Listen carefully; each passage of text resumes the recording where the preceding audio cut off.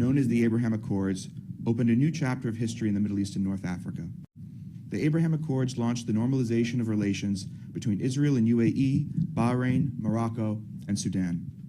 While some of these nations' relationships with Israel have evolved or grown faster than others, they all represent a break with the past in which the majority of the region's predominantly Arab or Muslim states for much of the last 75 years have chosen to deny or simply ignore the existence of the State of Israel. In the period since the signing of the Accords, we've seen bilateral trade between Israel and its neighbors expand, the launching of multilateral efforts to address the region's economic, health, and climate challenges, and finally, we've seen new opportunities emerge for cooperation, partnership, and integration in the security sphere.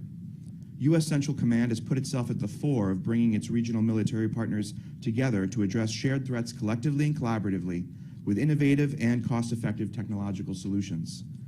In the fiscal year 2023 National Defense Authorization Act, which was signed into law late last year, Congress included the Defend Act, a provision with bipartisan, bicameral support authorizing the Secretary of Defense to develop integrated air and missile defense with U.S. partners in the Middle East.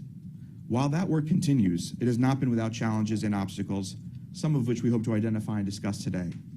At the same time, Congress continues to press ahead, identifying new ways to support the development of a U.S.-led Middle East security architecture. To discuss this, I'm very pleased to welcome Senator Joni Ernst of the state of Iowa and Representative Brad Schneider of Illinois' 10th Congressional District. Senator Ernst, Rep. Schneider, welcome to CNAS. Thank you. So I've prepared a few questions, and we'll turn to an audience question shortly, but I'll start with a few facts. We have a Republican senator, a Democratic House member, both staunch central figures of the Abraham Accords caucus, both original co-sponsors of the Defend Act. There seems to be real alignment right now in both houses of Congress and both parties, bicameral, bipartisan support, and a shared vision with the Pentagon and CENTCOM for regional security integration towards greater normalization of Israel into the region. And we're continuing to see some progress even just this week. 12 members of Israel's Golani Brigade actually flew to Morocco to participate in the U.S.-led African Lion military exercise. So as they would say in Arabic, shwaya shwaya, slowly slowly, or in Hebrew, para para, which actually means cow cow, but it's the same. Technically that's true. Your perspectives in terms of leaders in Congress on these issues, what is the vision for a regional security integration from your perspectives? Well, first, thank you, and it's good to be with everybody, and Senator, always good, it's good to be with you. And Jonathan, you touched on perhaps one of the most important things. This is bipartisan, bicameral support for what is truly a historic step forward in a, for many of us, lifelong aspiration or dream of stability, security, and peace in a region. I think the fact that you have such a broad support in both chambers and both parties is a reflection of the appreciation we have for the keen U.S. interest in the region, that they continue. It's a big world. It's lots of challenges around the world, but this is still a very important area for us. And I think the long-term vision, the idea of Israel as a democratic Jewish state, but as a state within a region fully integrated and a part of a greater whole, the Arab states coming together and creating the sense of really an integrated region, sharing not just we've always talked for years about stability, but going to the next levels, getting true security and integrated security. The security of one depends on the security of the other. And ultimately achieving peace. What's special about the Abraham Accords, why I think there was so much excitement, is it was a true normalization of relations. It just wasn't government to government, military to military. It really was people to people. You're seeing economic, cultural. It's a different paradigm, and that new paradigm is opening up all kinds of opportunities for the future. Yes, and the Abraham Accords set the stage, I think, for so many of us to come together in Congress and take that framework where we saw Israel and a number of those Arab nations coming together, take that framework and put into place concrete U.S.-led ideas on how we could further their security cooperation, which leads to our greater national security as well. And I think it's really important when we do see a lot of divide across our own country, that Americans can see this bicameral, bipartisan-led effort, and in a way that makes sense to them. So many people wonder, why do we engage in these regions? What does that mean to us, and why should we be supportive? So making sure that our constituencies understand the significance is important as well. But the fact that we are able to do this in a manner where we're drawing in people of all parties in leadership, in Congress, at the White House, and moving forward with these, again, concrete ideas. And that was the Defend Act. And I'm so glad, the congressman and I worked heavily on the Defend Act, and we did get that passed in last year's National Defense Authorization Act. We do have many other ideas that we are trying to put in place through legislative action right now as well, which will expand that security cooperation, which, being a defense hawk, this is so exciting to me to be able to see the Defend Act and how we're moving forward on a number of those initiatives. There's still challenges out there. The Defend Act is just the start. Sometimes we get in our own way. We need to really push the White House to engage a little bit more with some of those partners. We need to also encourage those that aren't in the accords to get involved with the accords, and we try and work that through diplomatic channels. So just excited to be here. Thank you so much, and really looking forward to additional conversation on some of the challenges and the opportunities that we're working on in Congress. That's wonderful, Senator. We're going to get to the challenges in a minute, but let's stay on the good news column for a moment, and let's talk about some of the continued work that you're both engaged in Congress. We have that was introduced in the Senate, and there's a companion bill in the House, the Maritime Act, which is somewhat of a similar construction, I think, to the Defend Act. Defend Act really focused on integrated air and missile defense. Maritime Act is focused on creating greater collective maritime domain awareness against some of the naval threats we've seen in the region. And of course, there is also, it has been introduced in the Senate. I don't believe yet there is a companion bill in the House. I could be wrong. There's the Abraham Accords Cybersecurity Cooperation Act of 2023. I would love to hear your thoughts on the importance of those bills and what the future of those bills are, and what impact you anticipate they'll have. Yeah, thank you. And yes, the Defend Act, we have got a great start there, and we do expect a report from the Department of Defense and the Secretary later this month. That's when it's due back to Congress on implementation of the Defend Act. So building on the Defend Act, though, we also want to engage in the maritime arena. And so Jackie Rosen and I are leading on this effort, and Senator Rosen has been an incredible collaborator when it comes to the Abraham Accords and security cooperations at large. So we decided to go ahead and move forward with a maritime bill. And again, pulling in the Gulf states, the Arab nations that are engaged in the accords, and Israel. And we do believe that this enhances security across the Middle East and pushes back against our number one threat or adversary in that region, which is Iran. So again, just continuously building upon the success that we see with the Defend Act, the Maritime Act, now looking at cybersecurity cooperation.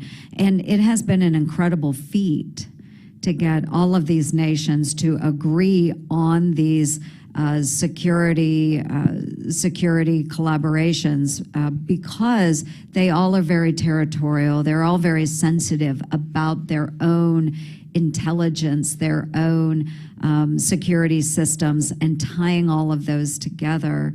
It's been that would be maybe a little more of a challenge, but we're working through those so that we do have common operating pictures between all of these countries, and it just enhances the defense for each one of those countries when they're working together.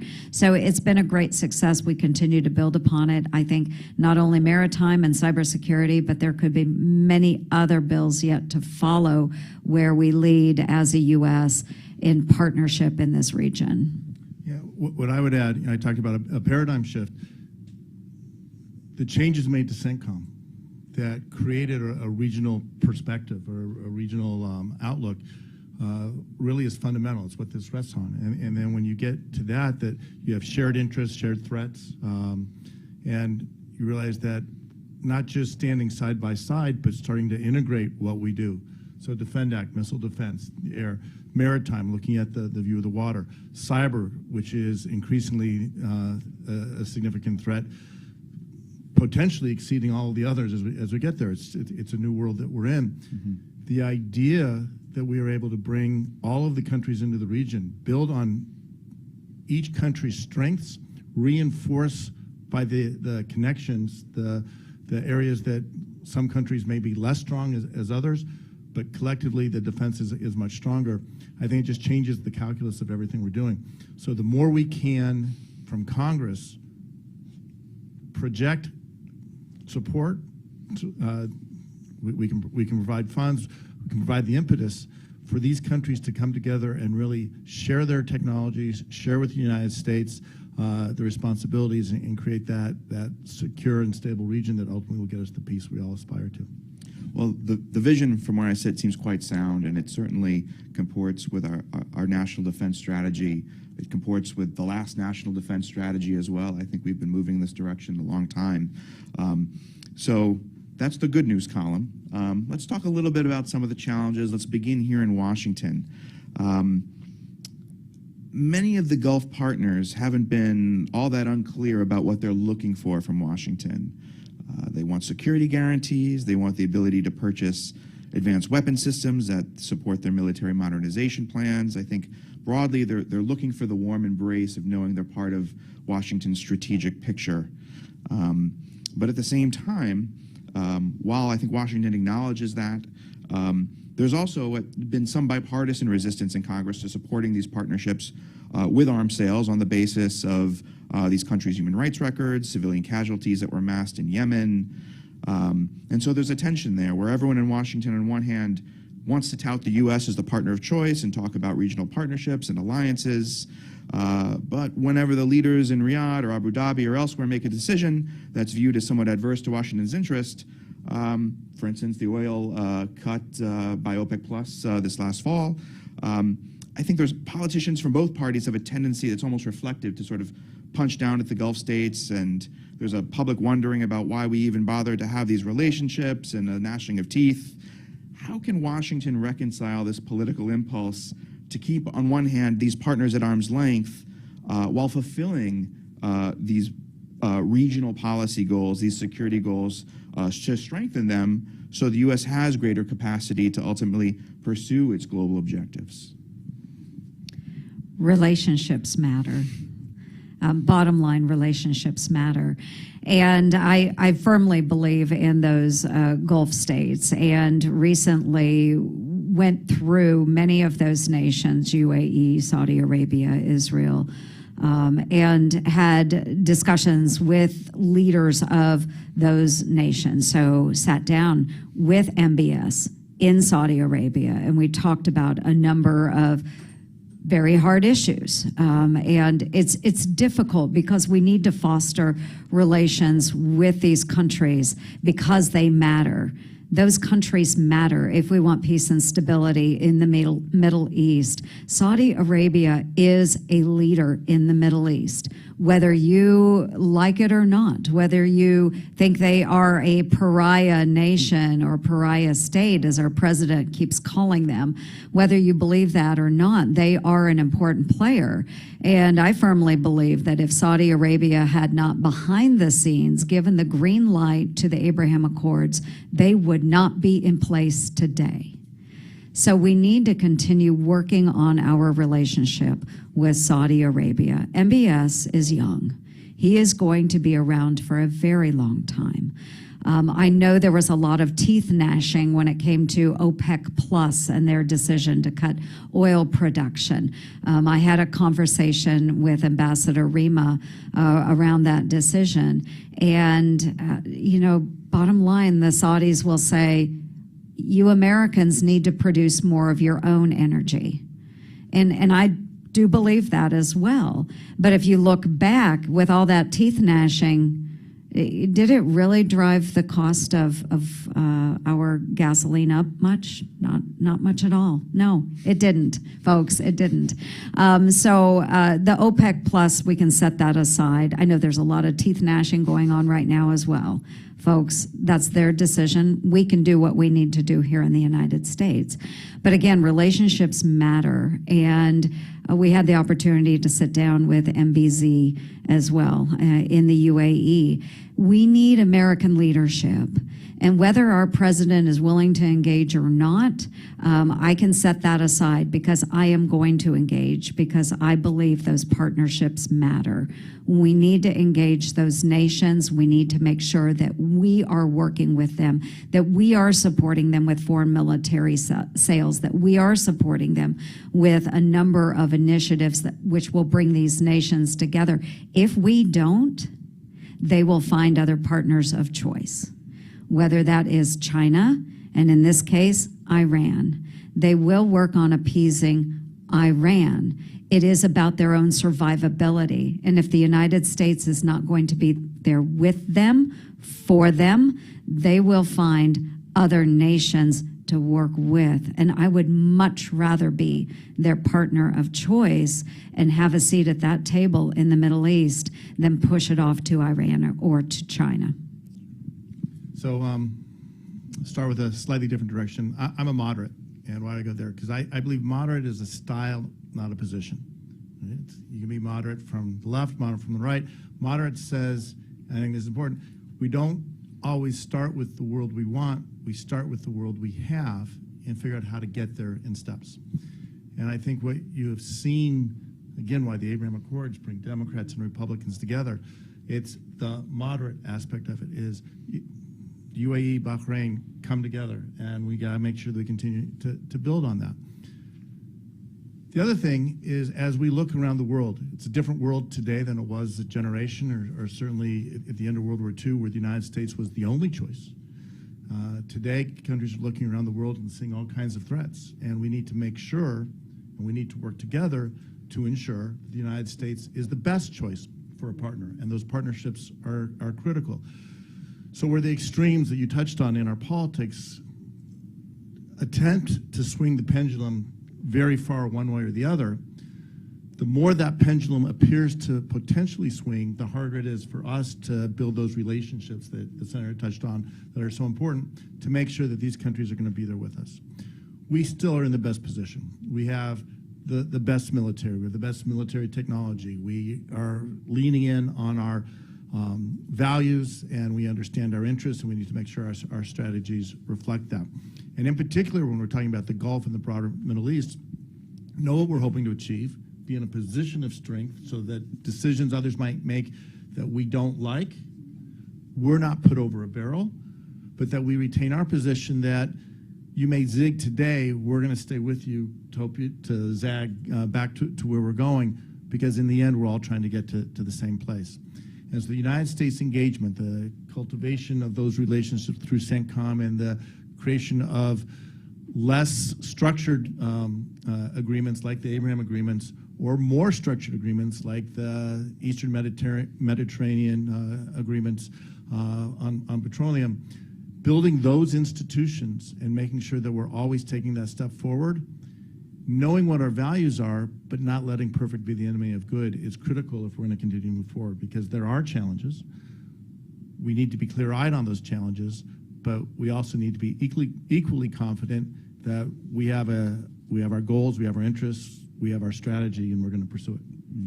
And if I can add, because I think Brad makes an exceptional point, that we need to be that steadying influence. And we have seen different directions from different administrations on so many different levels, but Congress can be that convener. We can continue to engage with our partners in that region and provide that steadying influence, because many leaders around the world will question, will the United States be there for us in the future? You know, if you have one president that says one thing, one president that says another, will they be there for us? And I think it's good that you have bipartisan support for these nations in Congress, so that they know, yes, the United States is there with us, even in divisive times. Sure. I'm going to get to an audience question momentarily. And I have actually two questions that I'm going to kind of push into one to make sure we all have time for it all. But you did, Senator Ernst, you brought up the role of China in the region. So irrespective of some of the political challenges of working with Gulf partners here in Washington, China's current and growing presence in the Gulf imperils those relationships to a degree. Chinese investment in infrastructure projects that ultimately mask a military or intelligence presence could make sales and cooperation with the U.S. Impossible to achieve. What message would you both share with Gulf leaders and Israel about their willingness to welcome Chinese investment and what that would mean for our relationship? I can start. Look, China has its interests. China has a great dependency on foreign oil, unlike the United States, and they're going to pursue their interests. I think it's imperative for the United States to be clear that stability, that whether it's a Democratic president, a Republican president, Democratic Congress, Republican Congress, we're going to stay engaged in the region. Our interests are going to stay consistent. Sending that message that the United States is not only a great partner, but the best partner, but you don't get to have your cake and eat it too, is going to be critical. And having those conversations before China gets too far down, a relationship with China gets too far down the road. These countries are going to sell oil to China. It's in their interest. It's a global economy. That's a fact. But their reliance on the United States for their security and their confidence that the United States will always be there to help secure their nations and the region is our role, so that they don't say, well, I have to hedge my bets. The less they have to hedge, the better position I think we're in. Yes, and moving forward, I think it's still important that we are engaging, just as Brad has outlined, and we can do that in so many different ways. Whether it's diplomatic, it's economic, it's of course economic will be a big play, because that's where China uses their influence significantly, is buying loyalty. But we can engage in those ways as well. So diplomatic, economic, informational with the collaboration we do between the nations. I think all of that is important. Going back to the military aspect, though, as well, China extends different opportunities, training opportunities, mill-to-mill relationships, but the partner of choice is always the United States as well. We have taken officers enlisted from a number of these nations, trained them in our academies, in our schools across the United States, in various aspects of our military. And every one of those countries that I visited just in the last couple of months, when we talk about those mill-to-mill relationships, which is incredibly important to them as we look at security cooperation, they all mention the U.S. Central Command Commander, General Eric Kurilla, by name. He also is out there actively engaging. So not only do they need the stability coming from Congress in a bipartisan way, but also understanding that those mill-to-mill relationships will be steady regardless of political party in charge, whatever it may be, but that we have brothers and sisters in arms working together and fostering cooperation between our countries. So it extends across what we call the DIME model, you know, the diplomatic, informational, military, and economical. It extends all through those, and We just have to keep up with those partnerships in order to drown out the noise that's coming from China. Their presence, yes, it makes a difference if they're engaging in Huawei and others on their military installations, if the Chinese technology has access to U.S. military technology. That's pretty much a game stopper. But we are pretty clear about that when we're speaking to our friends in the Middle East. There needs to be a clear line between what the Chinese are doing in these countries and what we're able to do in those countries. Just a quick anecdote to reinforce what Joni was saying. I had students from the U.S. War College visit. They were on the Hill and they came to my office and there were pictures. And back home, people were asking me, well, who was the guy sitting next to you? It was a mid-level officer from UAE. And his uniform obviously looked different than the others. And they said, well, why was he there? And it's just to your point, it's those relationships. When I pointed out, these guys, they were lieutenant colonels, colonels, equivalents. In 10, 15, 20 years, these are the people who are going to be leading our military. And the relationships we have established today are going to help ensure the success we have working together a generation from now. I'm going to have one last question and quickly turn to our in-person audience, but you mentioned the importance of relationships. General Kurilla has got one of the hardest jobs we have in this country, where he is traveling to the region, doing defense diplomacy almost constantly.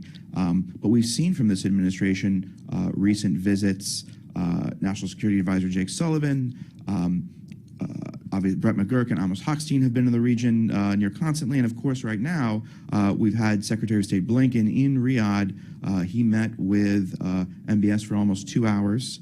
I think we can all assume Israel normalization probably was a significant part of that conversation. So I'm curious on your perspectives a little bit about what are the prospects for normalization. We've seen press reports that Saudi Arabia is looking for a lot from the United States to make that happen in terms of security guarantees, nuclear energy support, I'm sure a laundry list of things. How forward-leaning would you both be in making concessions to Saudi Arabia to close a deal? And what do you think a timeline looks like? I would say I am actually pretty forward-leaning when it comes to Saudi Arabia. I think their partnership is incredibly important, and I think that MBS and the Saudi family have been very forward-leaning when it comes to their own culture and their own civilization, with so many of the Vision 2030 goals already coming into place. If you look at the advancement of women's rights in Saudi Arabia, they have come so far in a very short period of time. So I do think that the Sauds are working very hard on this and that they're moving forward. And I think that shows to the West that they are serious about making some changes in their own culture. And they are westward looking, they're not eastward looking. And so that gives me some assurances there. I think that we can actually, and you call them concessions, I don't know if I would call them concessions. I think we can find partnerships in those areas where we can work together, whether it is arms sales, whether it is nuclear technology, whatever that might happen to be. I think we have to work together. I don't see it happening overnight, let me say that. But I do think that we can work with them in a productive way that will not only benefit Saudi Arabia, but will also benefit the security of the United States and our people and our friends and partners in that region. I agree 100%. You know, I was just visiting my university. They installed a new president, and we were talking about what was my favorite class, and it was negotiations. And what I learned a long time ago, and it has served me well throughout my career in business and here, and it's true in diplomacy, don't focus on people's positions, focus on their issues. What are they trying to achieve? Where are they trying to go? So I agree with the senator. It's not a matter of what concessions are we willing to make. It's a matter of how can we address the challenges and promote the aspirations of both, in the case of the Abraham Accords and Saudis joining, the Saudis and the Israelis, to help secure that relationship. This would be a phenomenal achievement. Rumors of by the end of the year, I would celebrate that all day long. But make sure as we do that, we are addressing the concerns and issues that everybody has and finding a way to lay out those timelines, build those stepping stones, and make sure we're on a path that is achieving the goals of everyone in the region and also protecting the United States interests. People are going to come at me with pitchforks if I don't end this session, but people are also going to come at me with pitchforks if I don't take a quick question from our audience. David Makovsky. Thank you very much. Wait for the microphone. Thanks for the very interesting remarks. Both. I would really like to ask you both, Senator, Congressman, to follow up on Jonathan's point on the Saudi-Israel push. I mean, it does seem that the administration is prioritizing this issue in the next, we don't know, 6 to 8, 9 months before the election cycle gets into full swing. And each of you in each of your parties, you know, let's say the congressman with the progressive wing of the Democrats, or a wing of the Republicans that might have a different view of the Saudis than the senator does. How much support do you think, each of you think, within your own parties, this administration could garner if they pursue the very path that you just articulated? How heavy of a lift is it going to be? Look, it's clear on the upgrade of security. I don't know if they could. They're trying to get a treaty through the Congress. I mean, I got to believe that's a heavy lift. But are there ways that members of your own party could share your own visions for the centrality of such an administration push? Because I think it's pretty clear a Saudi-Israeli breakthrough is a game changer. It really is transformative in terms of the Middle East to bring these two countries together. So it's going to, you know, we've got some dramatic moments ahead. And I just want to know what's going to be the political support in each party. Thank you both. Wonderful. Thank you, David, very much. And yes, I would be right there with Brad celebrating all day if we can get this done. And I hope that that is in the near future. Obviously, there's been a huge push by so many in Congress, by Secretary Blinken, I'm sure, to engage in this. And I would say from my own party, we have varying degrees of thought on this. I am going to be optimistic. I'll just lay it out there. I'm always a very optimistic person. I'm that eternal optimist in the room. I would say that probably 75 to 80% of the party would support that effort. And certainly because we're just huge supporters of Israel, you will find some pushback on those that are still think a little harshly about Saudi Arabia.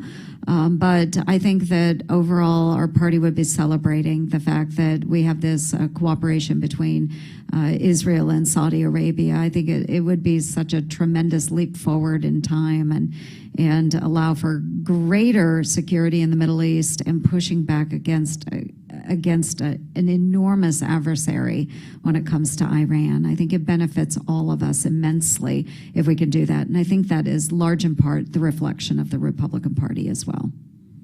Yeah, at the end of the day, I think it's going to be fairly straightforward. I won't say easy, but straightforward on one condition, that there's transparency. We know what's there. I mean, I think back to 1979, 77, when Sadat first goes to Israel. If it wouldn't have gotten to where we had the agreement if not for the work of President Carter and his team to get to Camp David and the Camp David Accords. You can look at the agreement in 94 with Jordan and President Clinton, and you look at the Abraham Accords with President Trump. The U.S. engagement is critical. That's why we kind of glossed over the fact of Secretary Blinken there now, but it's been a stream of people to the region talking about these things.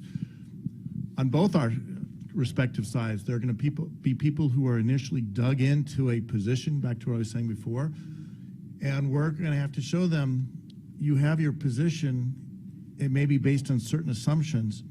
Some of those assumptions may be right, but some of those assumptions, if you look again, they're changing. And what's changing on the ground, what's changing in the interactions between the Saudis and the Israelis, Saudis and the United States, you need to take a leap of faith jump on some things and not everything. And when we can show them, this is why the transparency I think is so hard, when we can show them that we're not taking a leap of faith on security, we're not taking a leap of faith compromising, for example, Israel's qualitative military edge, we're not taking a leap of faith turning over all of our highest, most advanced technologies without safeguards, whatever you want to say, we can put those safeguards or guardrails within whatever the agreement is.